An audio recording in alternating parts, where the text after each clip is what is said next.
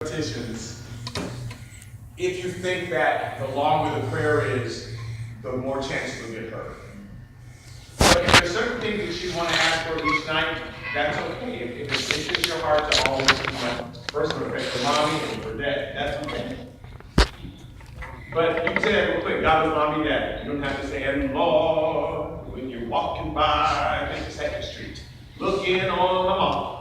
You know her because she'll be in a row. Don't you have to say all that in order to convince him.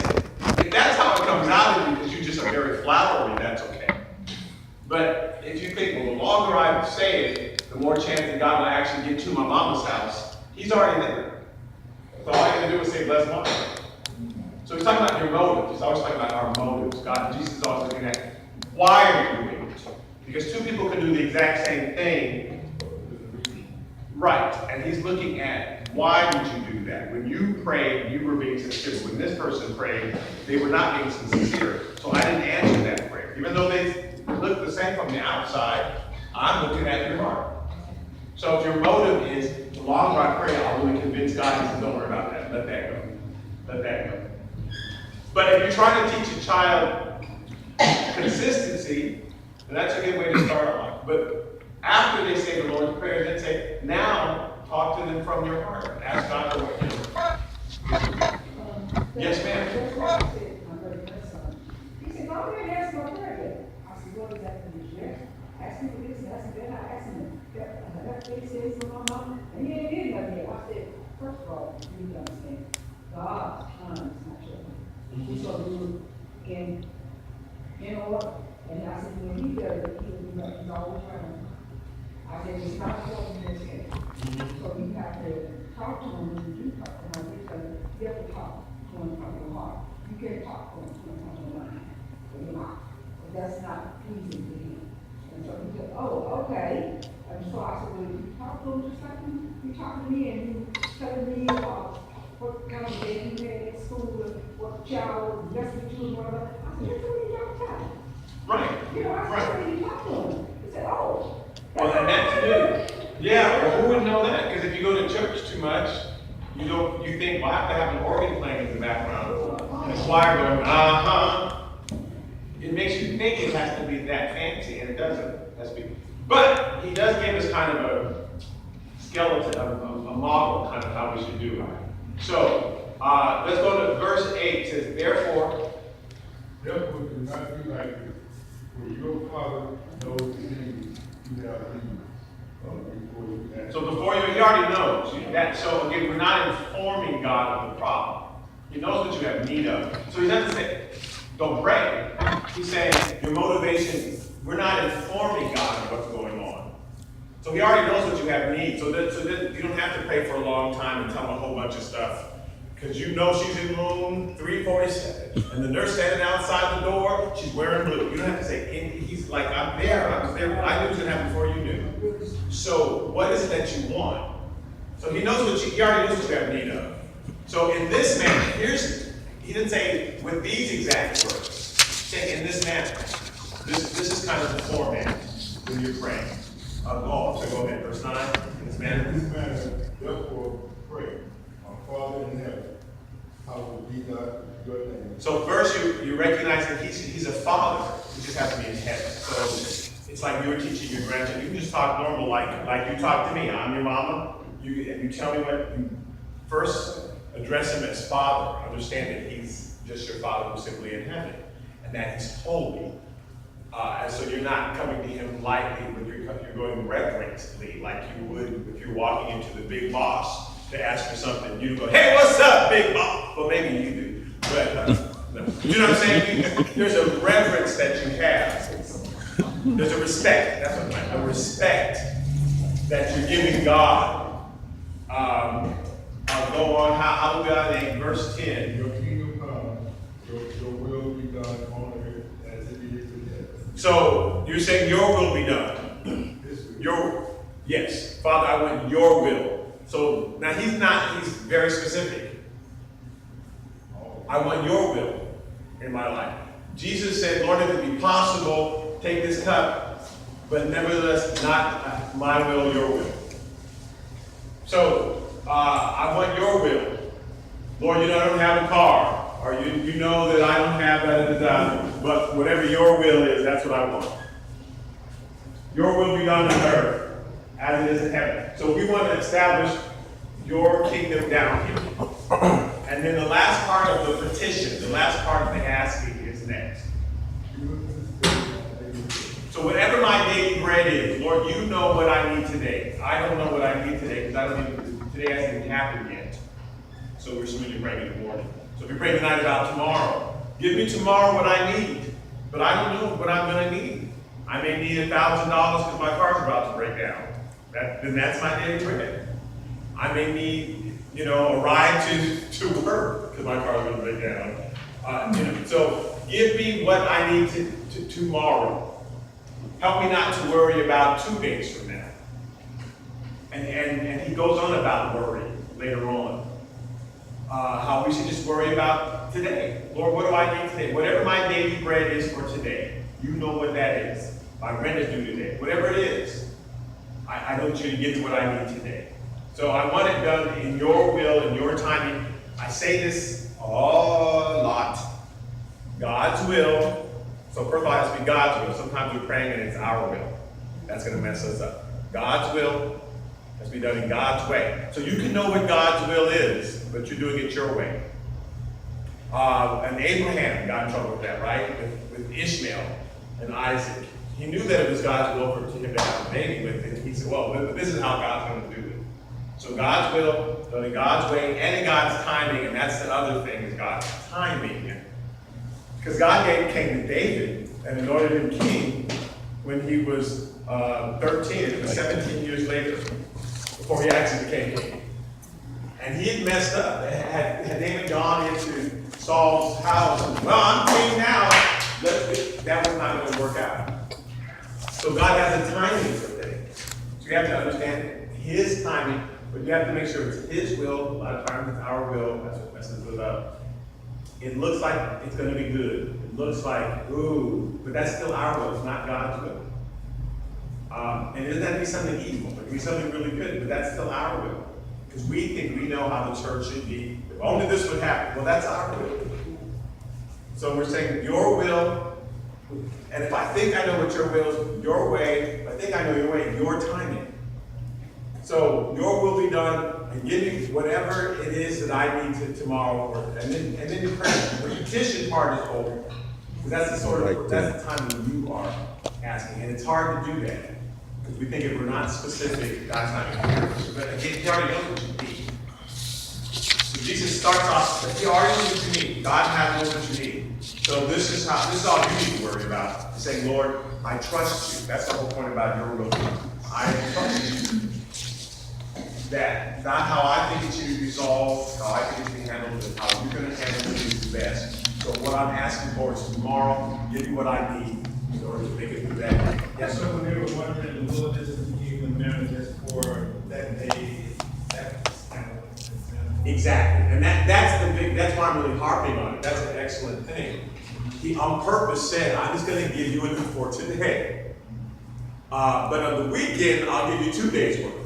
Because I don't want you to work on and start collecting on Saturday. So on Friday, I'm going to give you 2 days worth. And then any time that they would take too much, it would turn to work, right? Because he's trying to teach them. Don't worry about it. So apparently that's how he operates. That's a big deal. For 40 years, he did it that way. He gave them enough for today. But again, if you need $1 million tomorrow, that's what you need.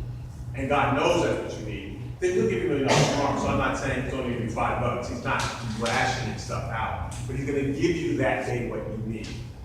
And if it doesn't show up, you did not need it. You thought you did. You were wrong.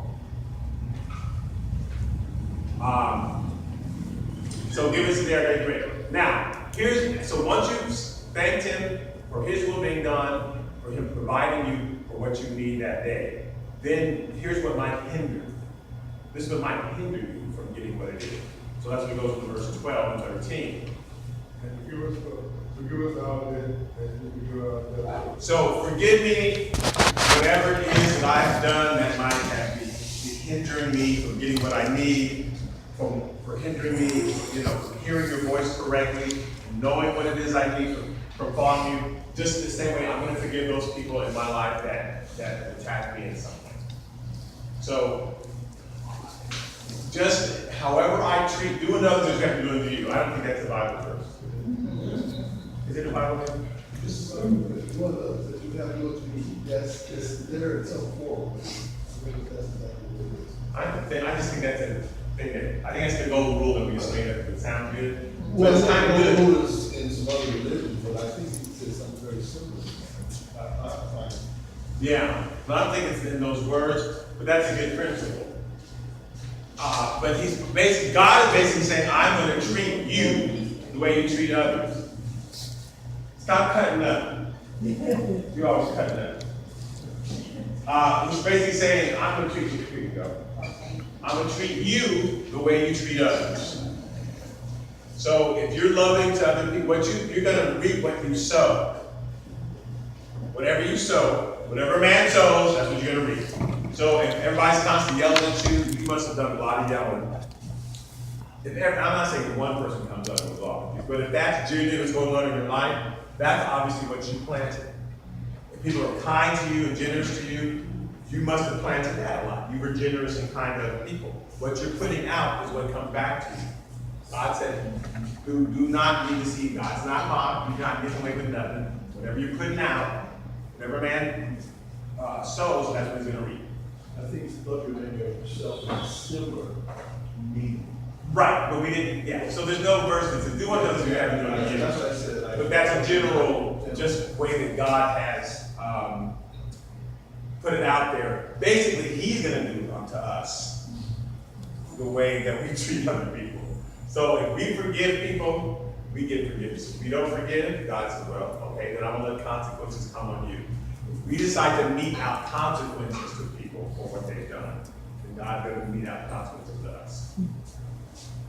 It is, if you see your brother in a fault, it's okay to tell them. Sometimes we don't want to be told. You know you're messing up. I thought you forgave me for that. I'm not mad at you about it. I'm just reminding you this is an area where you trip up. That's not evil. To remind you, now be careful because here's an area that you tend to trip up in. You're not. Unforgiveness is when you are pushing consequences on someone. You're deciding, I'm not going to forgive you for that. I'm going to punish you in some way. We're asking God, please don't give me the punishment for that. He knows we did it. God didn't go. You did. What did you do? I forgot it. He's not absent-minded, but he doesn't punish us for it. He withholds the consequences. And that's what he's asking us to do. Don't punish people for the bad stuff that they have done to you. You're aware of it. And if somebody might do that, and people keep stepping on your feet. All the glasses in my house that I touch have been replaced with plastic. So I only can drink from plastic glasses at my home. Why would that be? Because I keep breaking one. So my wife would be stupid to keep handing me glasses. Doesn't mean she doesn't forgive me. She forgave me. She's not punishing me. She's just saying, this is your glass. You may use it. And there's like 3 or 4 of them that I can use. And that's it. I'm not allowed to touch. I may not wash them. She drinks from glass glasses. They're delicate and all this. I can't. You may not touch it. You may not, I'll wash it. She's afraid even while I'm washing it, I'm going to break it. I've only done that a few times. But she doesn't understand because she's never done it. But she's not. That's not unforgiveness. She'd be stupid to let me keep breaking glasses, if that makes sense. So, and if somebody keeps stepping on your feet, it's okay to move because they keep stepping on your feet. That you're not punishing them for that. So it's okay to be aware of somebody, just because you're aware of things that they do bad, and you might even say, now be careful you do that. But when you punish them for it, that's what God doesn't want us to do. I'm going to not talk to that person anymore. I'm going to ignore their calls. I'm going to, that's you meting out punishment. Forgive them. Forgive them. Because we don't want God to mete out punishment for our sins. We're so, thank goodness that he withholds the consequences for what we do. It's not like there are no consequences, but they could have been much worse. Right? The things that we've done and you went, oh, I went to the judge and it turns out I only got 3 days, I thought I was gonna get 20, or or I went to my boss or I went to the teacher or whatever, and it's less. It's important to give it a little consequence, otherwise we think we get away with something. But he withholds what we really should have got, right? So he's saying, when you pray, make sure you forgive him, because that may be something that's stopping your blessing from coming to you. Or that's stopping you from really hearing how God is going to get that blessing to you. As long as you're mad and upset, you're not going to hear what God's doing. And there are people that have said stuff to me that I decided to forgive them. And then later, I actually, since I was open to them, somebody said, you should be mad at that person. No, I let that go. Then a good thing came from that situation. Where if I had been mad at him, I would have missed out on it. Does that make sense? But I let it go. Just walked with this person, and a good thing came from it. And sometimes you can miss that good thing because you're still walking in unforgiveness. So he's saying, after you say, Lord, whatever your will is, give me my daily bread today, just help me through today, to make sure that if I'm doing something, Lord, that's messing up, forgive me. And it's just in the same way that I'm going to forgive anybody that's messing up in my life. Next, he says, and if I'm doing that, then you won't lead me into temptation, but you'll deliver me from evil. Because anger and unforgiveness can lead you into making mistakes. Because you're angry about something, because you're bitter about something, you're going to make bad decisions. So there's a lot of things we don't even realize we're still holding on to bitterness. But that's the sort of thing, that anger can lead you into making bad decisions. And then you just are susceptible to the evil one. For yours is the kingdom, the power, and the glory forever. Amen. So it's all belongs to you. It's your kingdom. You run the show. I'm just a squirrel trying to get a nut, or a nut trying to get a squirrel, or something. Whatever that thing is. So, but that's your prayer. You're saying, so here's the model. This pray kind of like this. You're my Father. You're in heaven. You're controlling everything. Your will's going to be done. So I thank you for your will being done in my life, not my will being done. I thank you for giving me tomorrow or today what I need to get through. You already know what I have need of, so I don't have to spend a lot of time telling you about it. Now, Lord, if there's anything I'm doing that's messing it up, please forgive me. Please show me my sin, just as I would forgive other people. And that way I will not be led into temptation. That anger is not going to control me, and the devil won't have any way in my life to mess me up. So now I'm totally open to hear how you want to solve whatever the problem is in my life. So, my car's not working,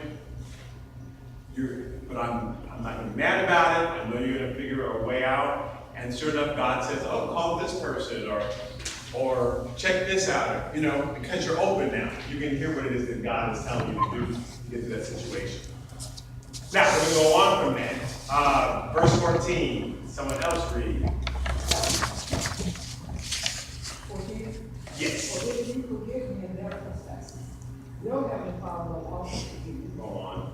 But if you do not forgive me their trespasses, neither will your Father forgive your trespasses. So I'm just struck that he put this right after explaining how to pray. I mean, why is that? Obviously, that's really important. You say, here's how you pray, but you better make sure about this forgiveness. He did that twice. He didn't go back to the daily bread thing. He didn't go back to your will or the kingdom thing. But he did go back to that forgiveness thing. I mentioned forgiveness earlier. Make sure that you forgive, because that's what's going to mess you up. And we just don't put enough stock in that. It messes us up. Unforgiveness. Okay. Now, moreover, it's talking about attitude of the heart. It's talking about attitude. It's talking about attitude. Verse 16. Moreover, when you fast. Moreover, when you fast, do not be like the hypocrites, with a sad countenance, for they disfigure their faces, that they may appear to be fasting. Yes. Surely, I say to you, they have their reward. So if you're fasting, why did you put this right after prayer? Because a lot of times we're fasting, they were fasting to make sure they hear it from God. Because they said, okay, God, give me my daily bread. Now let me fast so that I'm not distracted by, and again, you can fast from food, you can fast from the radio, from the newspaper. What is it that for sure gets your attention? This incredible book you're reading. Something in your life is getting more attention than God. So let me fast that for a while so that I can make sure I hear God. Because I've said, God, lead me, show me what to do, and then I would write to the television, or I would write to Facebook, or I would write to this. And so God's like, hello, I'm trying to tell you what to do. So sometimes we say, when you fast, let's say you pray, then you're fasting. So that you can hear God, I don't be distracted, by food or whatever that thing is that I'm spending all this time with. I want to hear what I should do. So he said, when you fast, make sure you're not like hypocrites. Because now they're trying to show everybody, look how holy I am. And he's talking about attitude. So both two people could be fasting, but one's doing it for the wrong reason. Two people could be praying, but one's doing it for the wrong reason. So if you're fasting just to show people how holy you are, then you already have your reward. Everybody knows you are so holy. You can fool them, you can't fool God. If we can fool people, you can get up and pray, you can get up and preach, you can sing, you can get up and do a lot of stuff. You can serve a wonderful dinner just so people will applaud you, not believe you're trying to feed people. People put on programs at church. They do a lot of church things just so everybody will go, isn't that person wonderful? Look what they did for everybody. Which is why they have to get up and make sure they thank everyone and make sure that you know what they did. Because they weren't doing it. They just had the wrong motive. So God said, you're not going to get blessed for that. You're not going to get blessed for that. You already have your reward, but I'm not going to reward you. Okay, so but when you do fast, verse 17 and 18. But when you do fast, anoint your head and wash your face, so that you do not appear to men to be fasting, but to your Father who is in the secret, place, and your Father who sees in secret, will reward you openly. And that's the same principle for a lot of things. He'll say that about giving. Don't let your left hand know what your right hand is doing. He's just making sure that we have the right attitude when we do it. He's not saying don't do it. He's saying when you do it, make sure you're not doing it to impress people. So that's easy. Now, talking along the same vein, what do you treasure then? What's most important to you? What people think about you or what God thinks about you? Well, it's easy to say that, but a lot of times with us, it is more important what people are saying about us than what God is saying about us. So he's talking about what do you treasure? What's important to you on this world, in this world? Are things important to you? Are people say to you? Are other people's approval? Is that what's important to you? Because there are things and choices we'll make in order to make this person happy or that person happy, instead of just make God happy. Because it's more important. Well, that person's going to yell at me. Okay, but God's going to yell at you if you don't do what he says. You should be more afraid of God than of that person. Right? Or that person's going to be happy if I do this. Yeah, but God's not going to be happy. You should be wanting to please God more. So he's talking about what do you treasure? What do you treasure the most? So verse 19, someone else. Do not lay up for yourselves treasures on earth, where moth and rust destroy, and where thieves break in and steal. But lay up for yourselves treasures in heaven, where neither moth nor rust destroy, and where thieves do not break in and steal. For where your treasure is, there your heart will be also. So whatever you think is important, that's what has your heart. It can be a person, it can be a thing, it can be a house, a car. That's what has your heart. So God said, I would like your heart. I would like every day for you to say, Lord, what can I do that's pleasing to you? Instead of, Lord, what can I do to keep my wife from going crazy? Because then that's who you're trying to please, that boss or that child or that person, as opposed to make sure you're trying to please God. That's where your treasure is. And whoever has your treasure has your heart. Wherever you place your treasure in, this car. There are people who make sure that they make that car every day. I'm gonna wipe off this car. Have you read the Bible? Well, no, I didn't get a chance to, because I was too busy.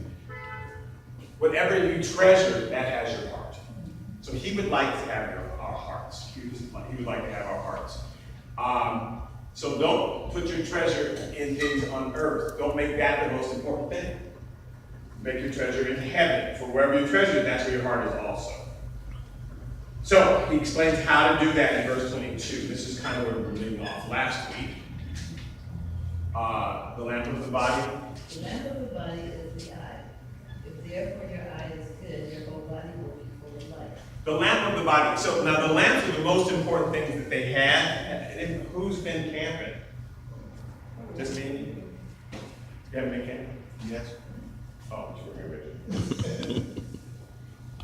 If you've been out in the woods, you know it's very dark. And the most important thing you have is that flashlight or that lamp. Once you get away from the city, it can get dark. And so the thing that leads you, so the lamp, when he says the lamp of the body is the eye, they do, ooh, okay. Because that's what's going to lead you. That's what's going to guide you.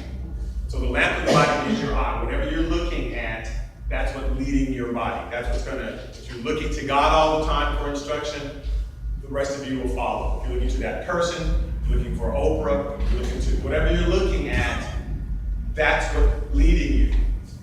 So the lamp of the body is the eye. Go on, I'm sorry. If therefore, But if your just the if therefore your eye is good, your whole body will be full of light. Hold on. But if your eye is bad, your whole body will be full of darkness. If therefore the light that is in you is darkness, how great is that darkness? So what does he mean if therefore your eye is good? What does that mean if your eye is good? Everybody just turn your page and use it on to the next. Your motive. Huh? Your motive. If your eye is good, your motive. Okay. If you're focusing on the Lord. I mean, you have a good, If your eye is what good. it is. What is my motive for today? I don't want to be like carnal. That's a lot of this stuff. Okay. A lot of the stuff gonna come to me. But he's talking about your eye though. I mean, you're right. So you're right. But what does he specifically say? What are you going to say? If you're focusing on the Lord. Whatever you're focusing on. If you're focusing on, What's your agenda? yeah, what are you focusing on? If you're focusing on good things, then your body's going to be full of light. So if you're listening to stuff that's good for you, if you're reading books that are good for you, if you're getting counsel that's good for you, whatever you're focusing on, then your body's going to be full of light. What you're taking in. If you're focusing on bad stuff, your body's going to be full of darkness. If that's it's like this is the lesson we were talking about last week. If you're eating good food, healthy food, you're going to be healthy. If you're eating a bunch of bad stuff, then you think, okay, Lord, why do I have all these diseases? Because I told you to stop eating all that bad stuff. So whatever you put in you, that's what you're going to be. You are what you eat. You are what you see, he's saying. Whatever you're focusing on, whatever you're spending your time focusing on, then your body will be full of light, or it's going to be full of darkness. You're going to extinguish whatever good was there because you're smothering it, because you keep putting bad stuff. So you're saved, and the Spirit of God is in you, but you're stepping on it all the time and smashing them down because you're filling it with good things. So you can't even hear what it is that God wants you to do because you're spending your time arguing, fighting, listening to bad stuff, focusing on bad stuff, listening to people who are giving you bad advice, and you're just filling your body with darkness, so that little light that's in you is getting smothered. So you can't complain, because again, whatever you're putting in, that's what's going to come out. You reap when you sow. If you're sowing good stuff in your life, you're going to get good stuff. If you're sowing bad stuff in your life, you're going to get bad stuff. You can't be shocked. Why does all this bad stuff happen? Because you're sowing bad seed all the time. Keep sowing good seed. Keep sowing good seed. Somebody was telling me today how they are just trying their hardest to make sure they're doing good things and filling themselves with good stuff. And then they're trying to make good decisions. Make good decisions so that their body will be full of light. And the more you do that, then you'll be able to hear God's voice. You'll be able to hear his voice, and he'll just keep leading you into good places. You go, oh my God, You know, that salesman I talked to, I was so lucky because they told me about this and that, and I saved $20 because God led me to that person. God led me to the situation. God led me to that situation. You just have a bunch of good stuff happening in your life. Doesn't mean your car won't ever break down, but then you run into a mechanic who helps you with this. You know, it's like God, you're always just running into good stuff because you're choosing to fill yourself with good things. So whatever you're focusing on, if it's good, you'll be full of good. If it's bad, it's going to put out the light that's in you. Now, I referenced Philippians chapter 2, verse 12 through 13. Someone read it?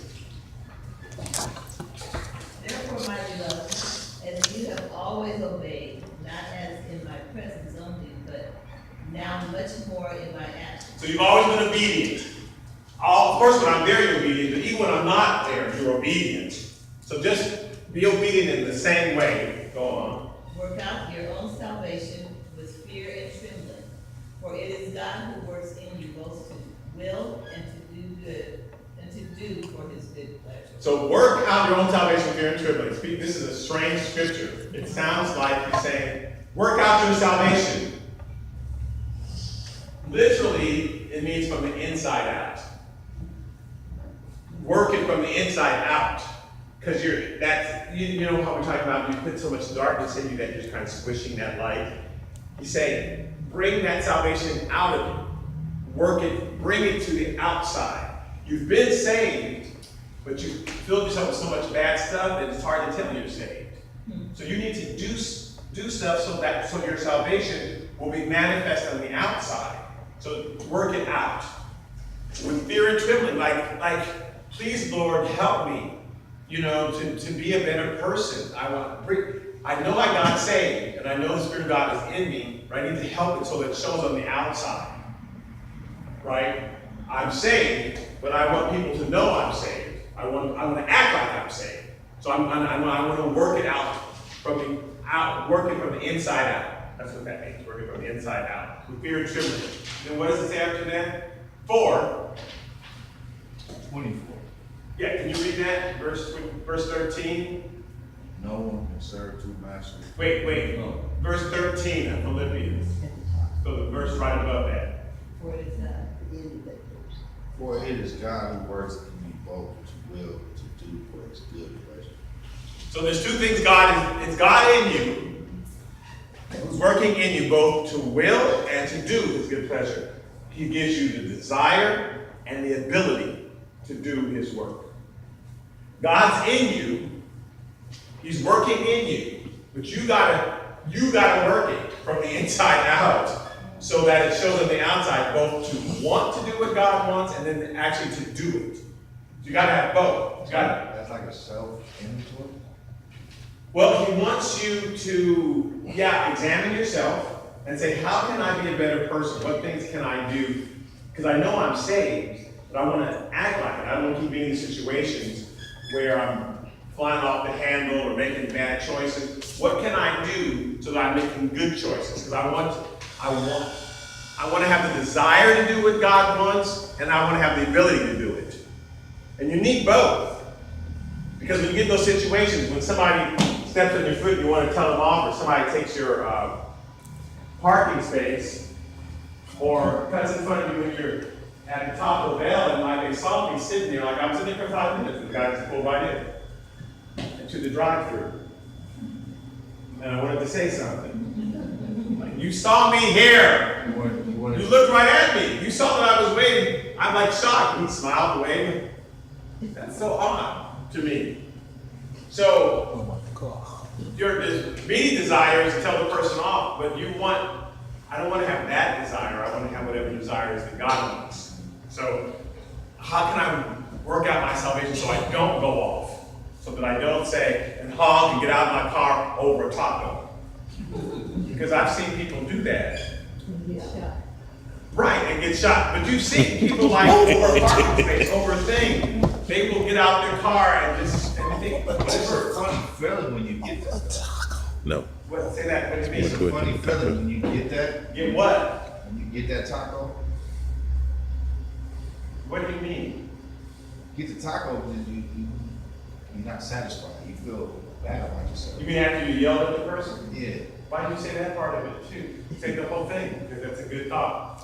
So yeah, if you go off and scream at somebody, you took my thing, blah, blah, blah, blah, and you've gone crazy, and then so I got the taco, ha ha. You're right, you do feel stupid that you went through all that crazy stuff just for a taco.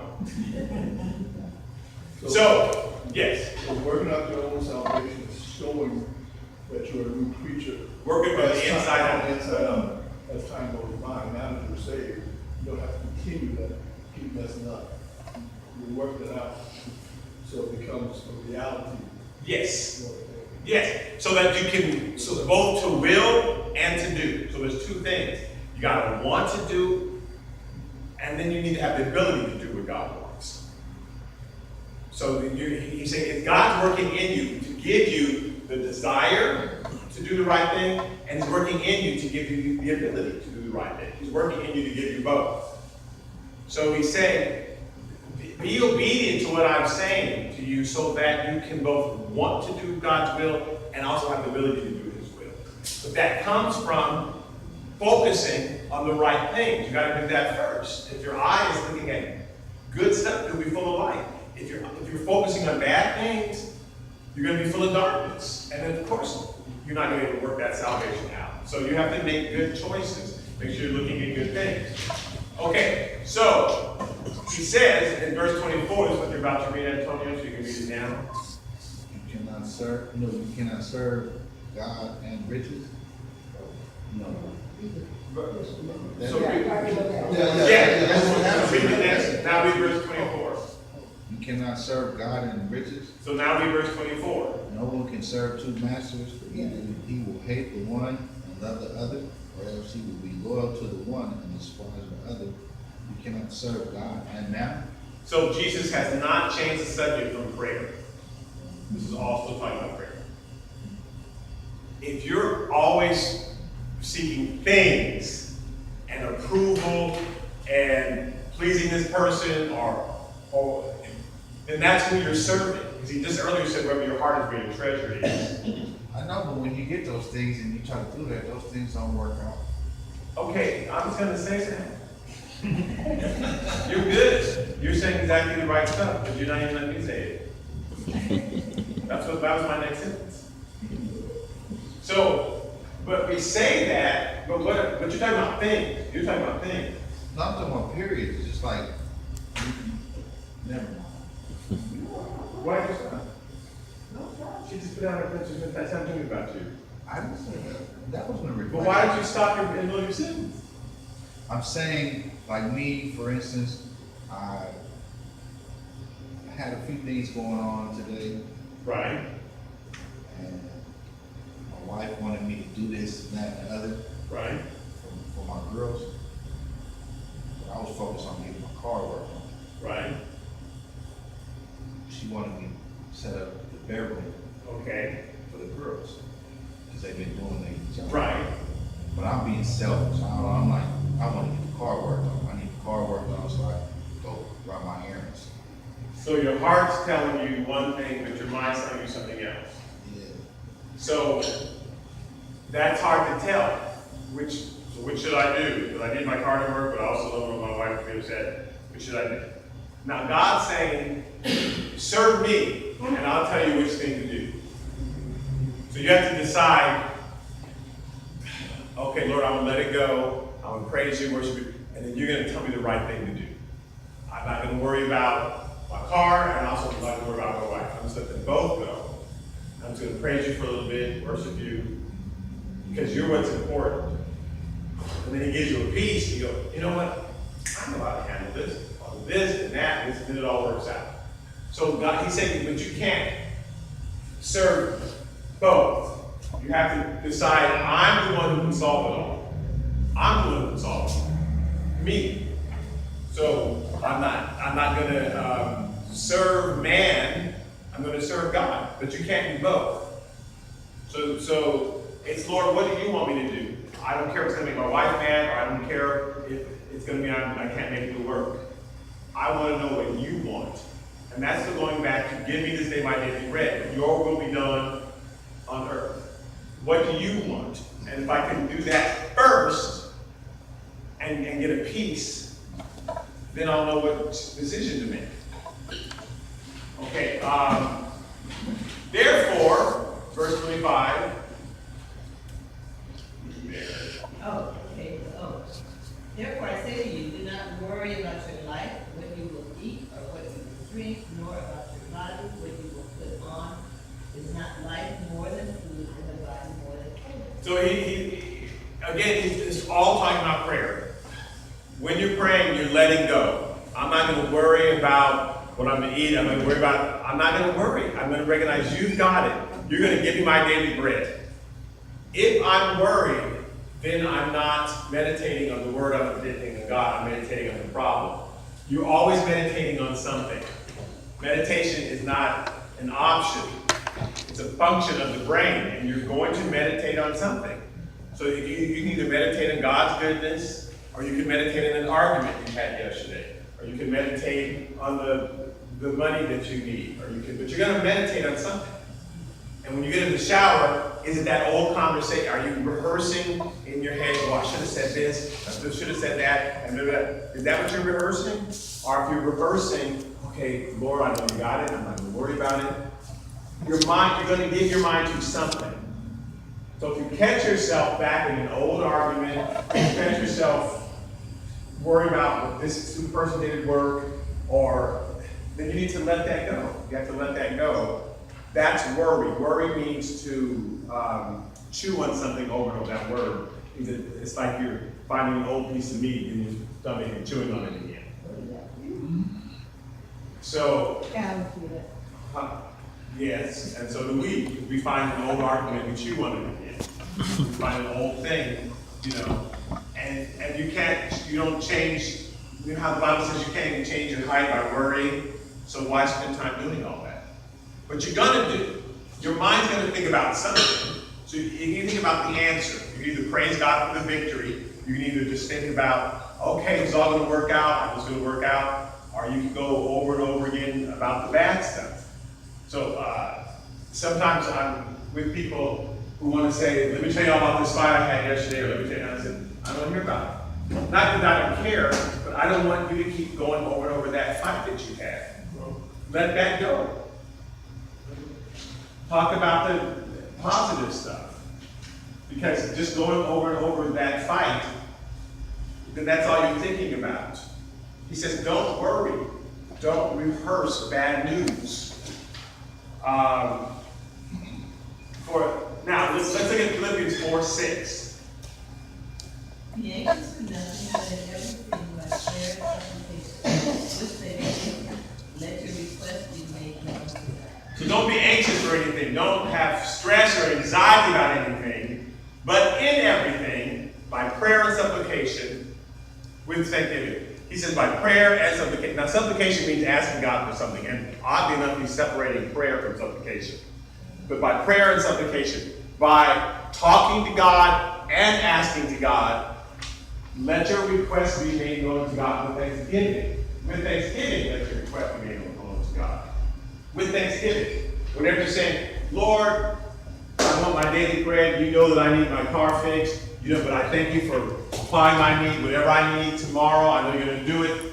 And then you've already moved into the thanksgiving part. So I just thank you in advance. Because I know that you've got it taken care of. I know that you know what I need before I even ask. Blah, blah, blah. He says, that's how we need to pray. That's how you make your requests made known to God. With thanksgiving, make your requests made known to God. In everything, when you pray, when you're talking to God, and you're making your supplication, asking God, make that request known to Him with thanksgiving. And then the peace of God, got left off the next verse. But then the peace of God will guard your mind. That's the next verse. The peace of God will guard, He'll put a guard, a fence around your mind so the devil can't attack you. If you do the thanksgiving part, then God's peace will show up and guard your mind. So if you look at Philippians chapter 4, verse 7, the peace of God comes from the thanksgiving first. Okay, so Matthew chapter 6, verse 26 to 33. This is Jesus continuing about the don't worry. Look at the birds of the air, for they neither sow nor reap nor gather into barns, yet your heavenly Father feeds them. Are you not of more value than they?